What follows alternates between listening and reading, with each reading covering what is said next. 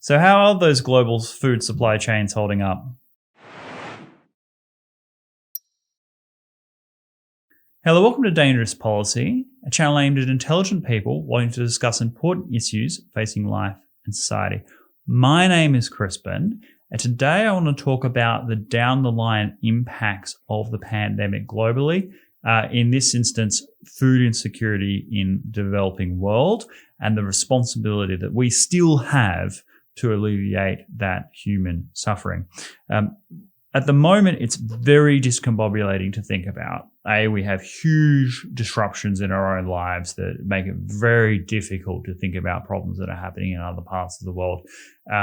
The demands on national governments with massively reduced tax receipts to ameliorate the economic pain that is being experienced within our own societies is very grave and very, very hard to get attention anywhere else. The reassertion of national borders and national sovereignty is appropriately so to deal with the disease also has the impact of kind of shuttering out those other things that are happening out there. And also the focus in the news cycle of the pandemic and all its implications means that we don't have visibility of some of the other major crises that are happening out there. And there's one that I think is very emergent that is already pre-existing but greatly accelerated by the pandemic, and that is the lack of food in a lot of these developing nations. Very hard to think about right now. Not only because of our own problems, but the fact that in the West, we have the opposite issue. You know, we have a massive, absolute obscene rates of obesity, all the attendant health problems that come with that, heart disease, diabetes, various forms of cancer. The impact of the pandemic on people with weight issues is itself quite dramatic. And so, you know, it's hard to think, undernourishment, lack of food. It's not something that's very obvious. But according to the UN, the World Bank, the FAO, there is, around 700 million people around the world currently are undernourished. There is a massive increase in that number as a result of the pandemic. Huge disruptions to supply chains because obviously just, people not being able to work in lockdown conditions, the changes of import controls to make sure that the disease doesn't come into cross-border ranges, puts all kinds of additional time and cost in terms of export and import of products and peoples. The ability to get important ingredients for food production, so fertilizers and things like that, is much more difficult, much more expensive, not available to many people in the developing world. And then the impact of the disease is compounded by the fact in these places that they don't have the luxury of, doing all this social distancing and having all these, proper medical precautions because they're struggling day to day to just get the food that they need, often in inflation spiraling out of control. And so, just want to have a bit of a discussion about some of the key hotspots where this is prevalent. Bangladesh, one of the largest density of population anywhere in the world, is having a massive food crisis right now. We're seeing the same thing in Pakistan. The Venezuelan government, already in a period of hyperinflation. They're experiencing national uprisings as a consequence of people just simply not getting enough to eat. And then there's the continued natural disasters that are impacting already pre-existing problems. And here I'm thinking in particular about Africa. So according to the UN, they're projecting another 250 million people over the next few years will find themselves chronically undernourished as a consequence of this illness and the disruptions that are accompanying with it, with a corresponding decline in national food aid that's going to these places. If we talk about, for example, foreign aid for Australia, it's a total national embarrassment. We spend less than 0.5% of our money on any kind of foreign aid, let alone food aid. I think it's down to 0.02% of our GDP. Something just astronomically small, much lower than what people expect as well in surveys. If you survey Australians and go, oh, how much of our national money do you think goes on foreign aid? A lot of them say like, 5%, 8% or something. It's like hundreds of times more than we actually do contribute. And what makes this even greater embarrassment is the fact that we are a food producing superpower. Food security is not a concern for Australia. We consume about 88%, something like that, of all foodstuffs from ingredients produced locally. We feed a couple of 100 million people abroad in terms of our exports across various sectors of agriculture. And so we have the surpluses required to help ameliorate this challenge. And I would actually really encourage people to put pressure on the Australian government, if you're watching this from Australia, and also consider in the context of your own government, is to make sure that we continue to keep these supply chains open to obviously particularly countries in our region, Bangladesh, the Pacific Islands and things like that are highly dependent on these food securities in an environment of COVID disruption, but also to places like Africa, which is experiencing the highest increases in chronic undernourishment, both as a consequence of this illness and other pre-existing disasters. I mean, they have a very high increase in population. The national security and national integrity of various governments was already, of serious question.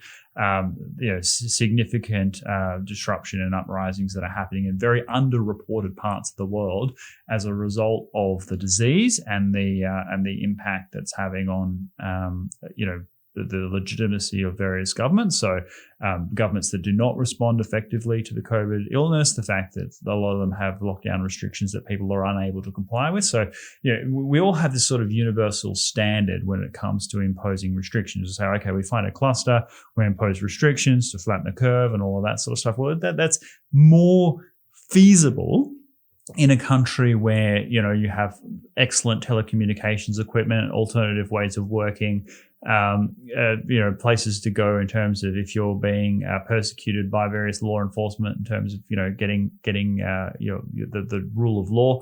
Whereas if you've got police forces that are effectively instruments of the state as opposed to protecting and upholding the rule of law, if you have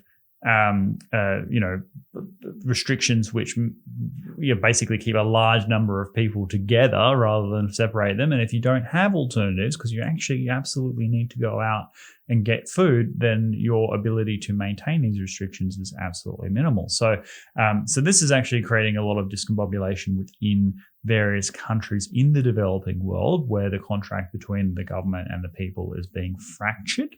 And then we have major disasters like Locust. I mean, the disease has impeded dramatically the ability to respond in a coordinated way, because you can't just have, support staff and various first responders and things like that going across borders, because we have all these restrictions.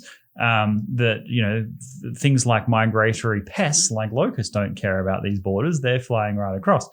So right now, Kenya, Ethiopia, they're experiencing their highest plague of locusts in 70 years. Locusts are, for those who don't know, basically a form of grasshopper. They're very benign and friendly little grasshoppers most of the time, but then after significant periods of rainfall, they mass reproduce. And when there's enough of them, they actually undergo a physiological change in their communication with one another that turns them from isolated creatures into social creatures and turns them into a migratory swarm, which consumes everything in its path, right? So two provinces of Kenya have been majorly affected. Ethiopia is failing to manage this new wave. And so they're in a period of food crisis because they can't get imports from overseas because of disruptions from overseas trade. They've got a massive reduction in the donations from abroad because of the issues that are happening with their own countries and the just general disruption of the economy globally. And they don't have the technology and equipment to deal with a plague that is actually manageable because there is the right pesticides, there are the right electric disruption nodes and things like that can deal with locusts today, that we have all this preventable dislocation, just as we would see preventable disease and preventable things that are happening in all over the place. So it's a significant problem we are facing. It's a major crisis, and because the media attention globally is obviously focusing very domestically within their countries. You've got election year in the United States. You've got challenges between the US and China. You've got trade barriers and trade wars that are going to become increasingly disruptive as well. That will further put pressure on these developing countries in terms of their food production, because they'll have new tariffs to deal with as countries throw up their national tariffs. It's a massive problem. And so, I would just want to put it out there, because I'm not hearing enough about this challenge that is going to be with us for potentially decades to come. And it's something that we absolutely have the power to do something about. If we make sure that food security in these developing places are on our national agenda, then countries like ourselves, that are massive food surplus producers, will be able to provide meaningful assistance that will have dividends down the line. So please consider that. Write to your local MP, write to various institutions that manage these import and export. Make sure that they are considering the down the line impacts on food insecurity, because the disease is doing enough damage without people starving as a consequence, right? That's something we can absolutely do something about.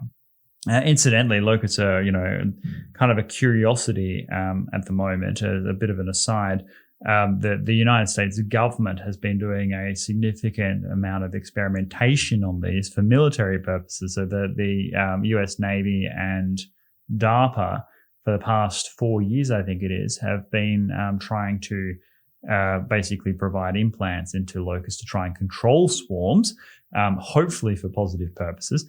But that would be, obviously a significant breakthrough if we could, manage the way that locusts behave in terms of, because the way swarms operate is that they start communicating with each other in a way that they are biologically not previously wired to do.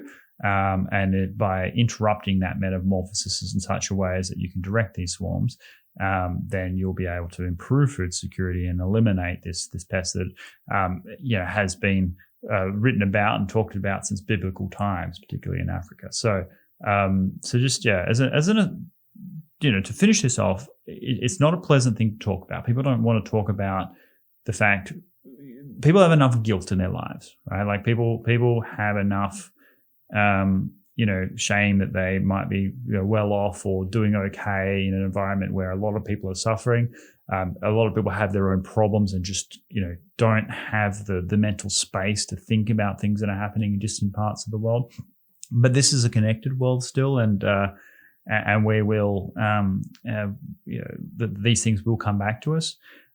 So just keep that in mind. And for a little bit, we can have a profound impact and avoid, particularly at this stage, if we try and arrest this, 5 years down the line, we're going to be dealing with mass famines. We're not going to be dealing with temporary disruptions, emergency and acute responses.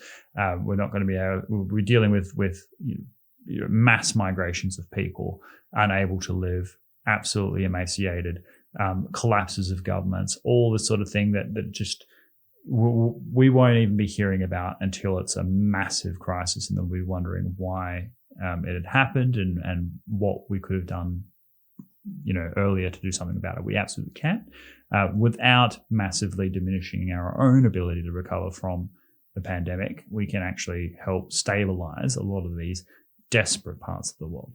So just have a think about that. I'll leave some important links in the description if you want to sort of learn more about what's happening with the global supply chains. I'll also leave a link to the to that American project in Locust. It's quite a curious one. And if you found value in this, please like and subscribe. And I will see you next time. Thank you.